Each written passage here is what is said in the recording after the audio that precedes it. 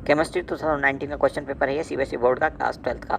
पहला सवाल देखते हैं। पहला सवाल कहता है NaCl और ACl में से कौन सा फ्रेंकल डिफेक्ट शो करेगा और क्यों। तो फ्रेंकल डिफेक्ट के लिए कंडीशन ये होती है कि कटायन जो है उसका साइज़ स्मॉल होना चाहिए, और हम जानते हैं कि जो अल्काली मेटल्स हैं वो उनका साइज़ बहुत बड़ा होता है, तो वो फ्रेंकल डिफेक्ट शो नहीं करते, इसलिए यहाँ पे NaCl शो नहीं करेगा, AgCl फ्रेंकल डिफेक्ट शो करेगा, फर्स्ट थिंग। और अगर हम बात करें कि फ्रेंकल डिफेक्ट होता क्या है, तो फ्रेंकल डिफेक्ट में एक कैटायन अपनी नॉर्मल साइड से उठकर इंटरस्टिशियल साइड पर चला जाता है।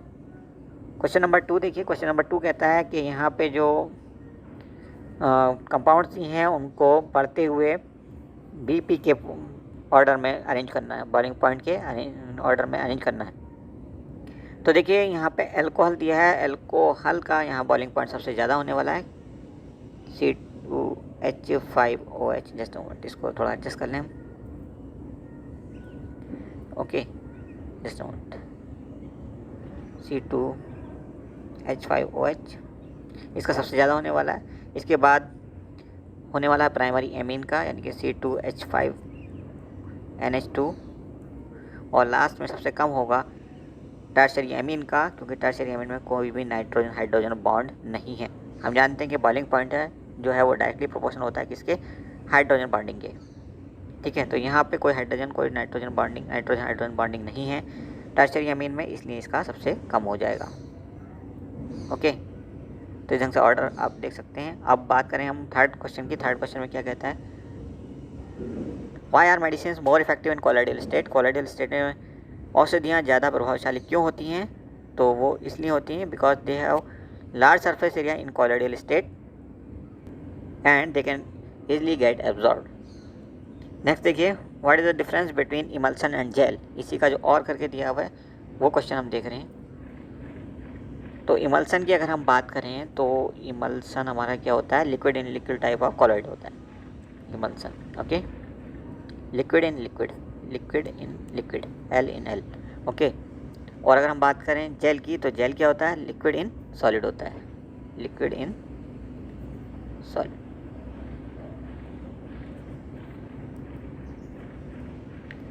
नेक्स्ट सवाल देखते हैं। क्वेश्चन नंबर 4 कहता है define ambident nucleophile with an example. तो एम्बिडेंट न्यूक्लियोफाइल्स आर दो nucleophiles which have two nucleophilic centers. जैसे फॉर एग्जांपल साइनाइड, यहाँ पे दो न्यूक्लियोफिलिक सेंटर्स हैं, one is carbon other one is nitrogen. Carbon की तरफ से भी ये बॉन्ड बना सकता है और नाइट्रोजन की तरफ से भी ये बॉन्ड बना सकता है। दूसरे वर्ड्स में हम कह सकते हैं कि nucleophile which has more than one nucleophilic center but only one of them is used at a time for bonding। अगला क्वेश्चन देखिए, ग्लूकोज और फ्रक्टोज में मौलिक संरचनात्मक अंतर क्या है। What is the basic structural difference between glucose and fructose. तो ग्लूकोज को हम क्या कहते हैं, ग्लूकोज होता है aldohexose. Glucose is aldohexose, hexose यानी कि 6 कार्बन वाला aldehyde, aldehyde with 6 carbon atoms. और अगर हम फ्रक्टोज की बात करें तो ये क्या है, एल्डोकीटोज,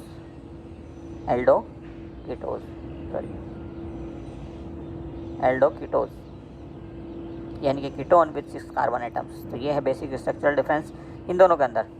और मैं क्या दिया हुआ, write the product obtained after hydrolysis of lactose. Lactose के हाइड्रोलिसिस के बाद क्या प्रोडक्ट बनता है, तो ये बनेगा आपका beta D glucose, beta D glucose और beta D galactose.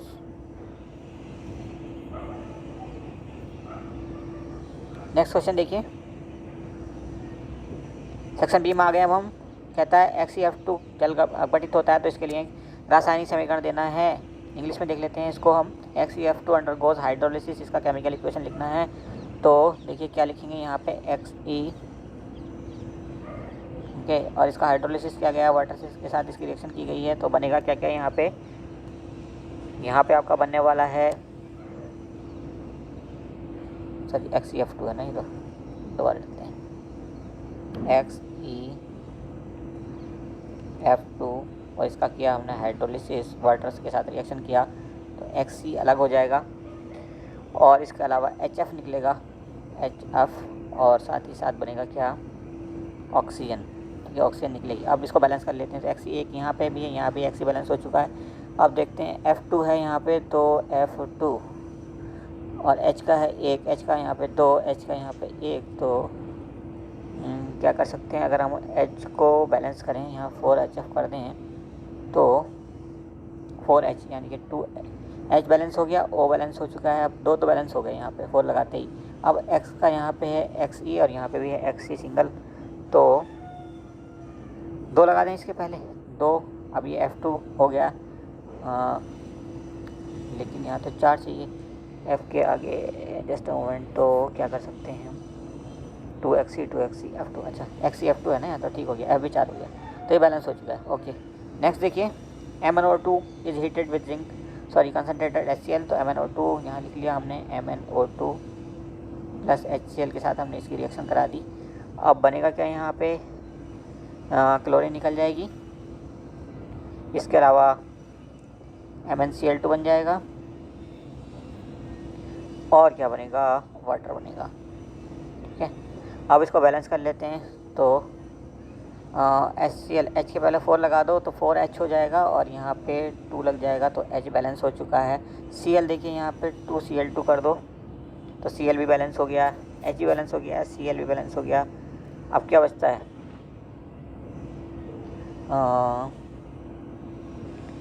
4HCl, MnO2 और यहाँ पे क्या है, MnCl2। तो ठीक है,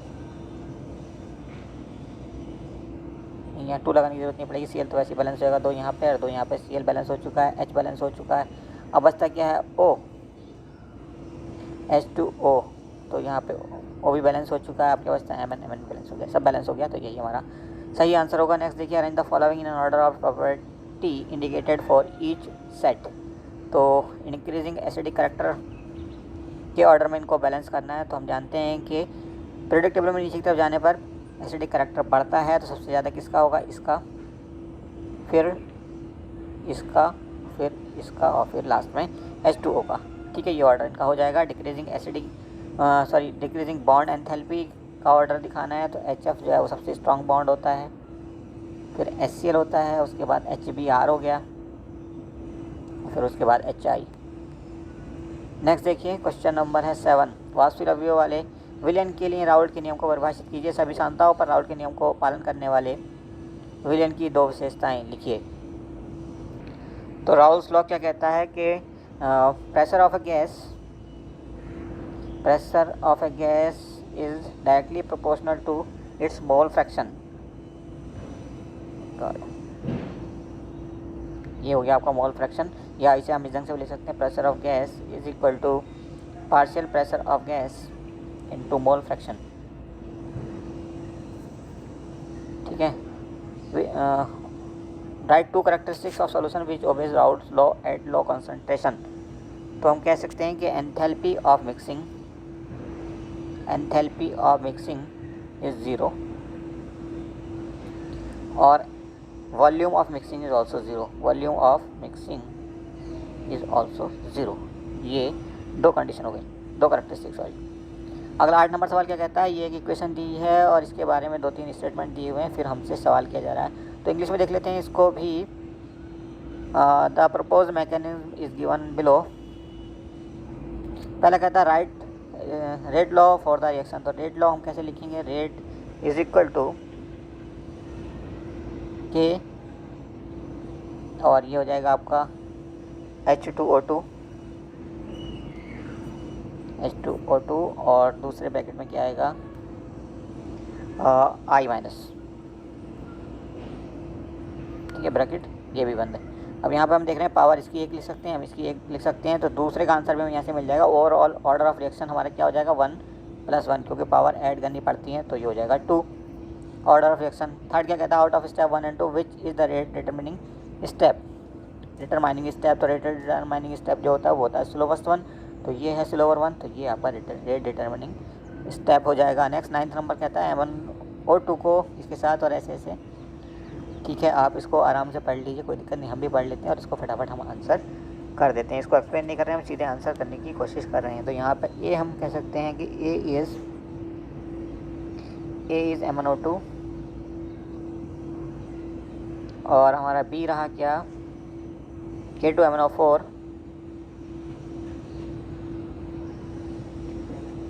C हो जाएगा हमारा MnO4 माइनस और D हमारा हो जाएगा KClO3। Just on KClO3। तो ये हमारे ABCD चारों प्रोडक्ट निकल आए। 10 नंबर सवाल कहता है कि संकुल ये दिया है, इसका IUPAC नाम लिखना है। यूजिंग IUPAC नाम right the formula for the following right IUPAC name of the complex PT this draw structure of geometrical isomer for the complex.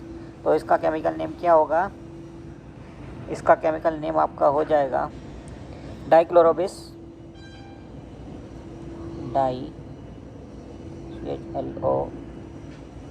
क्लोरोबिस, ethane 1,2 diamine, ethane 1,2 diamine,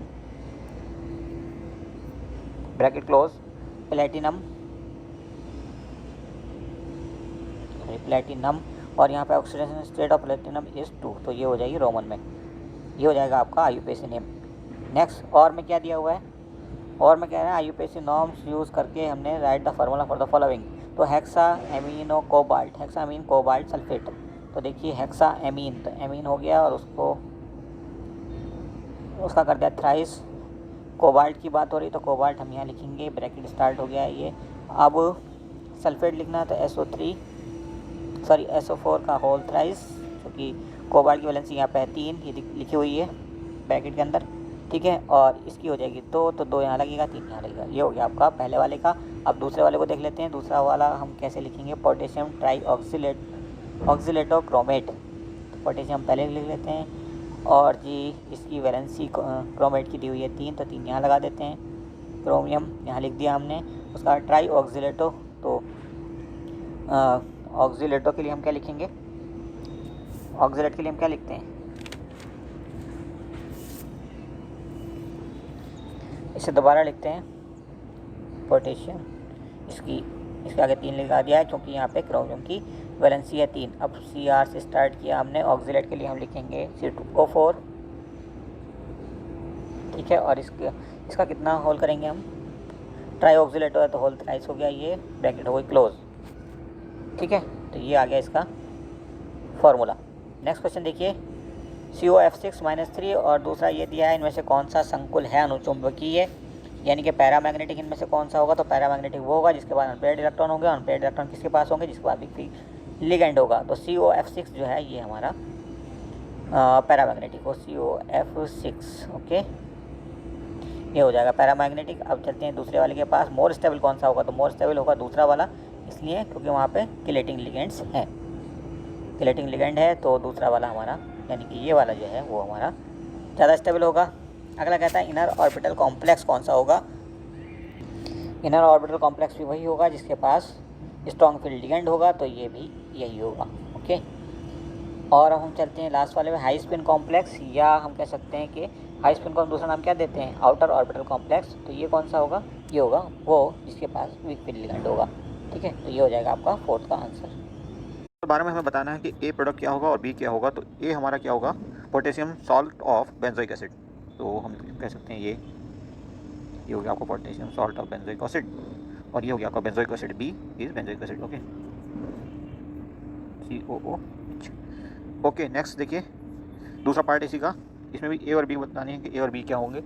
तो ए हमारा यहाँ पे होगा साइक्लोहेक्सानॉन, यानी कि कीटोन, साइक्लोहेक्सानॉन, ये हो गया आपका, सॉरी ओके, साइक्लोहेक्सानॉन, ओके। और बी हमारा क्या होगा, बी देखिए यहाँ से वाटर अगर हम निकाल देंगे, ये H2 हो गया और ये O हो गया, ठीक। तो बचेगा क्या हमारा, वही हमारा प्रोडक्ट बनेगा, तो ये हो जाएगा आपका, ओके। और यहाँ पे डबल बॉन्ड, इसके बाद जुड़ जाएगा N और N के बाद NH,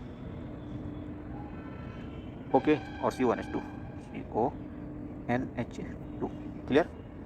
नेक्स्ट देखिए क्वेश्चन नंबर, इसी को आप इंग्लिश में देख सकते हैं, ये रहा क्वेश्चन आपका। और अब पार्ट सी पे चलते हैं। पार्ट सी का पहला क्वेश्चन है, प्लेटिनम सत्यापन स्थिति का विघटन शून्य कोटि की अभिक्रिया है, और इसमें हमें बताना क्या है, how long will it take to reduce the initial concentration of NH3 from this to this. Okay, तो फार्मूला हमारे इसके लिए क्या होता है, rate constant K, just moment, rate constant K is equal to R not initial concentration minus R upon T. तो T हमें निकालना है और फिर हम इसको रिप्लेस कर सकते हैं। तो T is equal to R not minus R upon K, ऐसे लिख सकते हैं। अब इनिशियल कंसंट्रेशन और फाइनल कंसंट्रेशन हम यहाँ लिख देते हैं। तो ये हो जाएगी आपकी 0.01 माइनस 0.064 अपॉन के की वैल्यू कितनी है, ये दी हुई है के की वैल्यू, तो यहाँ पर लिखेंगे 4 × 10⁻³ तो ये हो जाएगा 36 और नीचे हो जाएगा 4 और 10⁻⁴ हो जाएगा 3, ये से कैंसिल हो जाएगा। ठीक है, तो 9 सेकंड हमारा आंसर हो जाएगा। ये is equal to how much, 9 second. Next question देखिए, 14 नंबर क्वेश्चन है ये। पार्ट ए में हमसे पूछा जा रहा है what is the role of activated charcoal in a gas mask. The activated charcoal is a good absorbent and it absorb the poisonous gas on its surface. तो ये गुड एब्जॉर्बेंट होता है ये एक्टिवेटेड चारकोल और poisonous gas को absorb करता है। Part 2 में देखिए, पार्ट 2 में यहाँ पे क्या बनने वाला है, इसमें बनेगा FeOH बोलता है फेरिक हाइड्रोक्साइड, FeOH होता है फेरिक हाइड्रोक्साइड, और ये अपने सरफेस पे OH माइनस आयन को एब्जॉर्व करेगा। So it would be a negatively charged colloid. Next question देखिए, क्वेश्चन नंबर 15, सॉरी इसका पार्ट 3 भी है अभी। How does chemo absorption vary with temperature. Temperature के साथ केमो एब्जॉर्प्शन कैसे वेरी करता है, तो इसको हम ग्राफ की फॉर्म में कुछ ढंग से दिखा सकते हैं। ये रहा extent of chemo absorption X upon N, Y axis पे, और एक्स एक्सिस पे आपका क्या हो गया, टाइम। ठीक है, ये हो गया और ये हो गया एक्स अपॉन एन। तो यहाँ पे ये शुरू में बढ़ता है और बाद में घटता है, तो कुछ ढंग से इसका ग्राफ बनेगा। नेक्स्ट क्वेश्चन देखिए, क्वेश्चन नंबर 15 क्या कहता है, element crystallizes in FCC lattice with cell edge of this, the density of the element is this, calculate the number of terms in 108 gram of elements. तो यहाँ पे देखिए formula क्या लगेगा, फार्मूला लगेगा पर D density is equal to ZM upon A की power 3 यानी कि A³ और यहाँ के साथ में अवोगाड्रो नंबर। अब यहाँ पे Z तो हो जाएगा 4 क्योंकि बात हो रही है FCC की, ठीक है, और डी हमें यहाँ दिया है, बाकी ए की वैल्यू भी हमें यहाँ दी है और एन की वैल्यू का हमें पता है। एन तो एज इट इज लिखा रहने तो आपको दिक्कत नहीं, तो यहाँ से हमें सबसे पहले मिलेगा एम, और एम कितना हो जाएगा हमारा, अब एम सीधे आप मत निकालो, सीधे एम की वैल्यू आप यहाँ पर निकाल लो, जहाँ आप कह सकते हो डी ए की power 3 N A upon Z को आप चाहो तो रख लो, दैट इज़ 4, ये मिल गया हमें। अब इसकी मदद से हम बाकी का सवाल निकाल लेंगे। फाइनली हमें निकालना है नंबर ऑफ एटम्स, तो हम कह सकते हैं जैसे number of atoms is equal to given mass कितना है 108, given mass upon molar mass और इनटू क्या दिया है Na, ठीक है। तो यहाँ पे सारी वैल्यूज जैसी आप रखोगे, Na जैसी आप वैल्यूज रखोगे, गिवन मास तो हमें 108 मिला हुआ है और मोलर मास हम निकाल चुके हैं, एम की वैल्यू जो भी आई हुआ है हम नीचे रख देंगे, एम कह सकते हो आप उसको, और इनटू Na हुआ है, एम के साथ भी हमारा Na था तो ये आप उसमें कट जाएगा। जब हम इसको सॉल्व करेंगे तो ये हमारा कितना हो जाएगा, ये लोग हो जाएगा 4 × 10⁸, आंसर कितना हो जाएगा 4 × 10⁸। इतने नंबर ऑफ आइटम्स हमारे होंगे। तो देखिए सबसे पहले हम क्या करेंगे, डेल्टा टी निकालेंगे। डेल्टा टी हमें कहाँ से मिलेगा, डेल्टा टी हमें मिलेगा इससे, इसको माइनस करने पे, तो डेल्टा टी हमारा कितना हो जाएगा, डेल्टा टी हमारा हो जाएगा 2, ठीक है, तो इसमें से इसको आप माइनस करोगे तो ये आ जाएगा 2। अब इस डेल्टा टी को फार्मूला हमारे पास क्या होता है हमारे पास delta T F is equal to K F into M. M क्या है यहाँ पे, मोलैरिटी, तो मोलैरिटी हम कैसे निकालेंगे, 4 ग्राम की बात हो रही है तो 4 और नीचे कितना हो जाएगा, ये 342 दिया है यहाँ पे, तो 4/42 कुछ इस ढंग से हो जाएगा। के एफ की वैल्यू तो हमें पता ही नहीं है, के एफ की वैल्यू हमें निकालनी है और टी एफ की वैल्यू हमें पता है कितनी है, ठीक है जी। अब यहाँ पे 4 लिखेंगे अपॉन 342 हो जाएगा नीचे, और उसको हम बदल लेंगे किसमें, सॉरी कितना रह जाएगा 96 रह जाएगा, 342 × 96 अपॉन 1000, ऊपर 1000 पहुँच जाएगा क्योंकि नीचे से वो शिफ्ट हो जाएगा। तो ऐसे करके इसको हम सॉल्व करेंगे, यहाँ से हमें के एफ की वैल्यू मिल जाएगी, फिर से हम फार्मूला रखेंगे यही वाला, और यहाँ पे के एफ की वैल्यू रख करके फिर से एम निकालेंगे हम यहाँ पे, और फाइनली जो हमें आंसर मिलेगा वो होगा कितना 4.8 के, 4.8 के, ठीक है, ये हो गया फ्रीजिंग पॉइंट। नेक्स्ट देखिए, और हाँ 4.8 को फिर से आपको माइनस करना पड़ेगा किससे, 273.15 से, 273 माइनस 15 से हम माइनस करेंगे कितना 4.8, ठीक है, और यहाँ से अल्टीमेटली हमें फाइनल आंसर मिलेगा वो होगा 268.4। ये हमारा फाइनल आंसर हो जाएगा। नेक्स्ट देखिए, परिष्करण विधि का नाम बताइए जो। Name the method of refining which is use to obtain semiconductor of high purity, और दूसरा इसी के साथ एक और है, तो इसको भी देख लीजिए। तो ये कौन सा मेथड होगा, ये होगा आपका जोन रिफाइनिंग। Zone refining. और दूसरे में क्या है, use to obtain low boiling metal, तो ये क्या होगा, डिस्टिलेशन। ठीक है, distillation, DIS, distillation. Now next question, B part इसका write chemical equation taking place in extraction of copper from CuS, sorry.